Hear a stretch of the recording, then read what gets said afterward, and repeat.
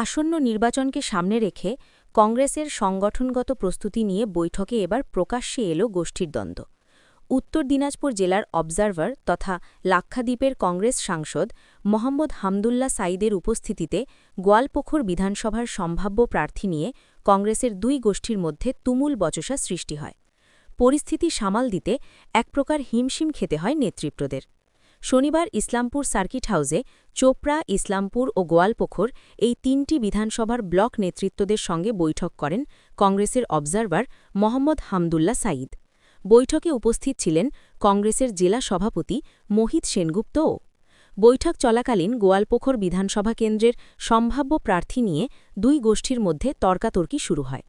একদল কংগ্রেস নেতা আলী ইমরান রমজ ওরফে ভিক্টরকে প্রার্থী করার দাবি তোলেন। ভিক্টর অনুগামীদের দাবি, গোয়ালপুকুর কেন্দ্র থেকে ভিক্টরকেই প্রার্থী করতে হবে। অন্যদিকে কংগ্রেস নেতা নাসিম এহসান দাবি করেন, যারা ভিক্টরের পক্ষে সমর্থন জানাচ্ছেন তারা কংগ্রেসের কেউ নন। দলের তরফে যাকে প্রার্থী ঘোষণা করা হবে সকলেই তা মেনে নেবেন বলেও জানান তিনি। দীর্ঘক্ষণ বৈঠকের পর ভিক্টর অনুগামীদের মধ্যে ক্ষোভের সুরও শোনা যায়। যদিও প্রার্থী নিয়ে কোনো দ্বন্দ্বের কথা অস্বীকার করেছেন কংগ্রেসের অবজারভার মোহাম্মদ হামদুল্লাহ সাঈদ। তার বক্তব্য, দলীয় বৈঠকে সংগঠন শক্তিশালী করার বিষয়েই আলোচনা হয়েছে। এক সপ্তাহের মধ্যে ইলেকশন ডিক্লেয়ার হয়ে যাবে আশা করি। যেভাবে এসআইআর এর সাথে খেলা করেছে রাজ্য আর কেন্দ্র, মানুষ বুঝতে পেরেছে, দেখতে পেরেছে কিভাবে যোগ্য ভোটারদেরকে অযোগ্য আর অযোগ্যকে যে বাইরে থেকে আসছে ওদেরকে সিটিজেনশিপ দিচ্ছে বিজেপি। আর এই সরকার, মমতা বন্দ্যোপাধ্যায় সরকার রাস্তায় নেমে বলছে আমরা মানুষের সাথে, মানুষের পাশে, কিন্তু কোনোদিন দিল্লিতে যায় ধান্দা দিল না। আমরা এসআইআর প্রতিবাদ করছি, আমরা কেন্দ্র সরকারের প্রতিবাদ করছি, আমরা ইলেকশন কমিশনের প্রতিবাদ করছি, কিন্তু এরা সেটিং আছে মোদির সাথে দিদির, যেটা আমরা আগে থেকে জানি। আমাদের নেতা রাহুল গান্ধী আগে থেকে বলেছিলেন যে দিদি আর মোদি এক সিক্কে কা দো পেহলু है, वो उसका लोगों को समझ में आएगा। আজকে এখানে আমরা একটা অবজারভার দিল্লি থেকে পাঠাইছেন সোনিয়া গান্ধী আর রাহুল গান্ধী, মল্লিকার্জুন খড়গে। প্রেজেন্ট সিচুয়েশন আছে ইসলামপুর সাব ডিভিশনের মধ্যে চোপড়া, ইসলামপুর আর গোয়ালপুকুরের যে মানুষ কাকে বিধায়ক হিসাবে দেখতে চায় আর মানুষের আগামী দিনে রায় কার, সে রায়কে নিয়ে গোয়ালপুকুরের মানুষ আমরা যা লিডারশিপে আমরা গত লোকসভাতে আমরা লড়াই করেছিলাম ভিক্টরের লিডারশিপে, আর ওই লিডারশিপে 2,65,000 ভোট আমরা কংগ্রেসকে দিতে পেরেছিলাম। তাই আমরা ওনার রিপ্রেজেন্টেটিভ হয়, ওনার লোক হয়, কংগ্রেসের সৈনিক হয়। আমরা এখানে অবজারভারকে আমরা জানাতে চাচ্ছি কি আমাদের ক্যান্ডিডেট গোয়ালপুকুর থেকে যদি ভিক্টরকে হয় তো আমরা ওকে মোটামুটি 50,000 ভোট থেকে জিতিয়ে রব্বানী সাহেবকে হারিয়ে ওকে গণতান্ত্রিক ভাবে ওকে আমরা বিসর্জন দেব। আমরা ভিক্টরকে চাই, আগেও চেয়েছিলাম 3 বারকার বিধায়ক। আর 2009 সালে সবচেয়ে প্রথমে যে রব্বানী সাহেবকে যে হারাইছিলেন সে নামটা হচ্ছে আলী ইমরান ভিক্টর। তখন ওনার পতাকা ছিল ফ্রড ব্লক বাগছাপ। বললাম যে উনি তো চাকরির বিধায়ক ছিলেন, প্রাক্তন বিধায়ক, উনি তো চাকরির থেকে হেরে গেছিলেন।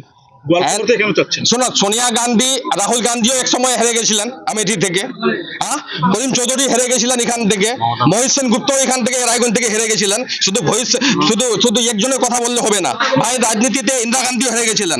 আর এনআরসি আর সি এর ভোটে ওখান থেকে আপনার নন্দীগ্রাম থেকে মমতা বন্দ্যোপাধ্যায় হেরে গেছিলেন। আমরা চাচ্ছি যে ভিক্টরের লিডারশিপ গোয়ালপুকুরে থাকুক আর ওনার লিডারশিপে আমরা চলবো। কালকে যদি ভিক্টরকে লিডার না করা হোক, দল যদি ক্ষতি হয়, এটা দায়িত্ব আমরা নেবো না। কোনো ক্ষোভ নাই, মানুষের voice of the people, voice of the god, মানুষের কথাই হচ্ছে ভগবানের কথা। আমাদের সিনিয়র অবজারভার এসছে হামিদুল সাহেব, ও লক্ষ্যবৃষ্টি গেছে, ওনাকে পাঠানো হয়েছে আইসি থেকে, ও অবজারভেশন নিয়ে যাচ্ছে গল্প, মানে সিচুয়েশন, সাংগঠনিক সিচুয়েশন, অ্যাকশন কিভাবে হবে ইলেকশনের জন্য। এখন আমাদের লোকগুলো আমরা ক্যান্ডিডেটের ব্যাপারটা আলোচনা করলাম, সেটা আমাদের ব্যাপার, আমাদের অধিকার আমরা বললাম, কিন্তু উনি অবজারভেশন করতে এসেছিল, অবজারভেশন নিয়ে গেলে এখন ফাইনাল করবে এআইসিসি পিসিসি। বললাম যে দাবি রাখলাম আমাদের এখানে তো গোয়ালপুকুরে যদি ফেয়ার অ্যান্ড ফ্রেশ ইলেকশন হয় যে কোনো ক্যান্ডিডেট জিতবে। বললাম যে আপনি তো ক্যান্ডিডেট ছিলেন, এবারও আপনি দাবিদার রয়েছেন।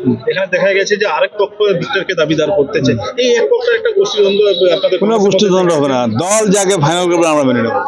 কোথাও তো ভিক্টরকে নিয়ে তো বিবাদ আছে, সেটা এখন টিকিটের সময় হতেই পারে। টিকিট আমরা 4 জনের আমরা চাইছি টিকিট, হয়তো একজনের হবে, আমরা 3 জনে মেনে নেবো। আমার দোয়া তিনজন মেনে নেবে, এরকম আছে, আমাদের আন্ডারস্ট্যান্ডিং আছে, হবে এটা। দল যেটা বলবে সেটা ফাইনাল সবাই মানবে, এখানে যতই আমরা লাফাই লাফাই। ভিক্টরকে মেনে নেবেন? দল যদি বলে আমি মেনে নেবো, দল যদি ওকে মেনে না, আমি কেন মানবো না? আমার এআইসিসি পিসিসি মানবে, আমি মানবো না? আমিও মানবো। যারা ভিক্টর সমর্থন রয়েছে, যারা বলতেছে যে যদি না, এরা শুনুন, এখানে- ভিক্টরকে যদি টিকিট না দেয় হ্যাঁ। তাহলে নির্বাচনে খারাপ ফলাফল ওরা হবে। কংগ্রেসের লোকই নেই, ওরা কংগ্রেসের লোকই নেই। মানে যারা এখানে আসলে আমরা কংগ্রেসের লোক, আমরা কংগ্রেস পার্টিকে মানি, আমরা লোককে মানি না। ওরা ভিতরে ঢুকলো কি করে কংগ্রেস? সেটা এখন মন থেকে কংগ্রেস আছে, কংগ্রেসের লোক, কিন্তু কংগ্রেস মন থেকে করে না, ওরা ওয়ান ম্যান পার্টি করছে, পার্টি ম্যান পার্টি প্রোটেস্ট করেছে। আমরা বলছি না, আমরা মেনে নেবো সবাইকে। দলের বিরুদ্ধে তো যাচ্ছে, হ্যাঁ, দলের বিরুদ্ধে তো যাচ্ছে। না, দলের বিরুদ্ধে কোনোদিন যাবে না, ওরা বলতে পারে সেটা এখন আর যদি না, ওরা তো ওরা বলছে, বাইরে আছে তো বলবো। সেটা ওদের ব্যাপার। এখন ওদের জিজ্ঞাসা কেন যাবে ওরা? যদি কংগ্রেস পার্টি যাবে কেন ওরা? ভিক্টর যদি না টিকিট পায় তাহলে ওরা মানবে না, সেটা ওদের ব্যাপার, আমরা কিন্তু মানবো। যদি দল দেয়, দল দেয়, দল যদি ভিক্টরের কথা আপনি আমরা মানে নেবো। আমরা কংগ্রেস পার্টির রাহুল গান্ধীর সৈনিক, আমরা কারো কিনা গোলাম নাই। আমরা কিন্তু আমরা একদম ব্যক্তিত্ব পলিটিক্স করি, আমরা কোনোদিন করিনি। আমরা কংগ্রেস পার্টি করছি, তাহলে কংগ্রেস পার্টি যদি কালকে আপনাকে টিকিট দেবে, আমি আপনাকে মেনে নেবো। ব্যক্তিত্ব পলিটিক্স কে করছে? যখন ওই যে বলবে ভোগে না দিলে আমি থাকবো না, এটা ব্যক্তিত্ব হলো না, কি হলো? তো কংগ্রেস পার্টির লোক ওরা, ও যদি বলে আমরা নাসিম সাহেবকে টিকিট না দিলে আমরা থাকবো না, তাহলে ওর লোকটা কংগ্রেসের লোকই নেই ওটা। আপনারা কংগ্রেস তাহলে সেবা সংগঠন কোনটা? সেবা সংগঠন আসছে, এখন একটা সেবা দলের প্রেসিডেন্ট হয়েছে মৌলানা নুরুল ইসলাম সাহেব, ও সেবা দলের প্রেসিডেন্ট আছে। কংগ্রেসকে ভাঙানোর চেষ্টা করছে কি ভিক্টর, কি মনে করছে? সেটা এখন ওকে জিজ্ঞাসা করেন। আমি ওর ব্যাপারে কিছু বলতে পারবো না, আমরা বলতে যাবো না। আমরা কংগ্রেস পার্টি করি, উনি কংগ্রেসের আমাদের পিসিসি জেনারেল সেক্রেটারি, উনি যা পারছে করছে। देखिए, मुझे ऑल इंडिया कांग्रेस कमेटी ने उत्तर दिनाजपुर का डिस्ट्रिक्ट ऑब्जर्वर की हैसियत से वेस्ट बंगाल असेंबली इलेक्शन के लिए भेजा है।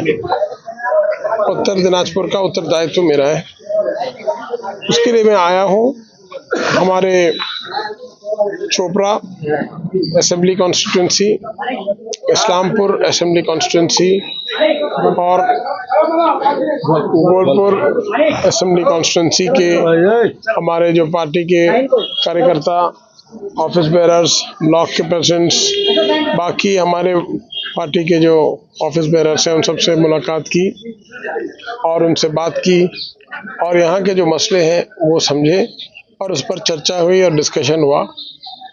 और मैंने हमारे पार्टी के कार्यकर्ताओं को यकीन दिलाया है कि जो भी मुझसे हो सकता है, जो भी मुझसे बन सकता है, दिल्ली में एआईसीसी में और यहाँ के वेस्ट बंगाल के पीसीसी अध्यक्ष शुभांकर सरकार जी और हमारे डीसीसी के प्रेसिडेंट मोहित सेन गुप्ता जी और बाकी तमाम लोग जो इससे जुड़े हैं, उनको इसके बारे में अवगत करा के कैसे हम इस चीज़ को सही कर सकते हैं और आगे जा सकते हैं, उसके लिए पूरी हमारी तरफ से कोशिश रहेगी।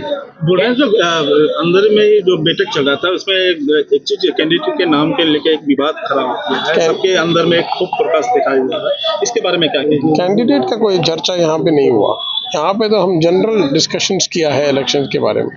कैंडिडेट का सिलेक्शन करने के लिए वो दूसरा मशीनरी है पार्टी के अंदर। लेकिन आपके कार्यकर्ता तो बोल रहे हैं जो कैंडिडेट के बारे में आलोचना हुआ है अंदर। नहीं, पार्टी के कार्यकर्ताओं को बोलने का पूरा अधिकार है और हम सुनने के लिए ही आए हैं और इस पर डिसीजन लेना, फैसला लेना वो पीसीसी अध्यक्ष और पीसीसी के अन्य ऑफिस बेरर्स प्लस एआईसीसी के जो हमारे जो हैं, जो रिस्पॉन्सिबल पर्सन्स हैं, वो लेंगे।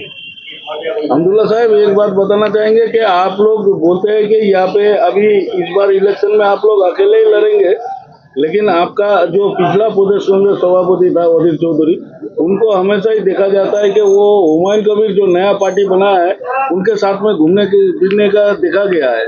क्या बोलेंगे इस बारे में? वो आप उनसे पूछ लीजिए। अभी आप लोग क्या इस बार क्या है, सब जगह मैंने जो प्रार्थी चयन कर रहे हैं, तो प्रार्थी को मैंने किस मुद्दे के किस आधार पे प्रार्थी देख रहे हैं? सिलेक्शन करें सर, किस आधार के? मैं सिलेक्शन का उत्तरदायित्व मेरा नहीं है, मेरा उत्तरदायित्व सिर्फ इलेक्शन को ऑब्जर्व करना, pre election, during election, post election, बस। कैंडिडेट सिलेक्शन के लिए एक अलग मशीनरी है पार्टी के अंदर, एआईसीसी है, यहाँ पर प्रदेश कांग्रेस कमेटी है और यहाँ के डीसीसी डिस्ट्रिक्ट कांग्रेस कमेटी है और ब्लॉक है। वो सब इसके रिस्पॉन्सिबल व्यक्तित्व है, वो लोग इस पर निर्णय लेंगे और हम जिस काम से आए हैं, जो हमारा उत्तरदायित्व है, वो हमने पूरा किया। हमारे सपोर्टर्स को, हमारे फॉलोअर्स को, हमारे पार्टी के ऑफिस बेरर्स को, उनसे मिले, उनकी बात सुनी और उनके सेंटिमेंट्स को हमने नोट किया है, जो हम अपने लेवल पे, अपने प्लेटफॉर्म पे, अपने जो हमारे जो सीनियर्स हैं उनको बताएंगे। ठीक। আমাদের এআইসি নজর দিয়েছে বেশি করে পশ্চিমবঙ্গ বিধানসভা নির্বাচন নিয়ে। সেক্ষেত্রে আমাদের জেলায় আজকে এআইসি থেকে অবজারভার আসছেন লাক্ষাদ্বীপের এমপি এবং উনি নাম হলো হামাদুল্লাহ শহীদ। উনি আসছে আমাদের জেলায় বিধানসভা কেন্দ্রিক আলোচনা করতে। তো এখানে আমরা ইসলামপুর শাকের হয়ে বসছিলাম, চোপড়া, ইসলামপুর, গল্পপুর, এরপরে আমরা যাব ডালখোলা পারগেটে, ওখানে চাকুলিয়া, পারণদিঘি, তারপর নাইট স্টে রায়গঞ্জ। আগামীকাল রায়গঞ্জে পার্টি অফিসে, জেলা পার্টি অফিসে ইটার, রায়গঞ্জ, হেমতাবাদ, কালিয়াগঞ্জে উনি বসবেন, তারপর 2টোর সময় চলে যাবেন। এটা অবজারভার হিসেবে আসছে।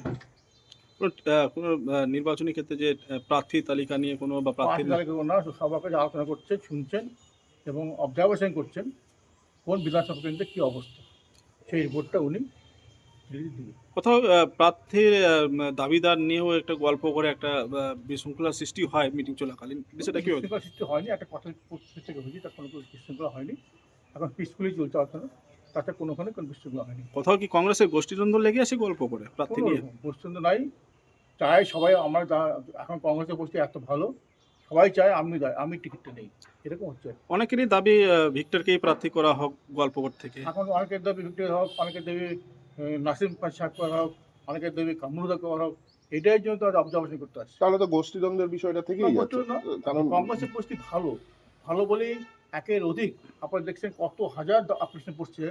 20 বছর পরে প্রথম কংগ্রেস এই সিম্বল একটা চলনীতি নিয়ে বাংলা সারা পড়েছে, কত রকম দরখাস্ত পড়েছে, সেই দরখাস্তগুলোতেই তো ব্যবস্থা করতে আসছেন আলোচনা ভিত্তিতে।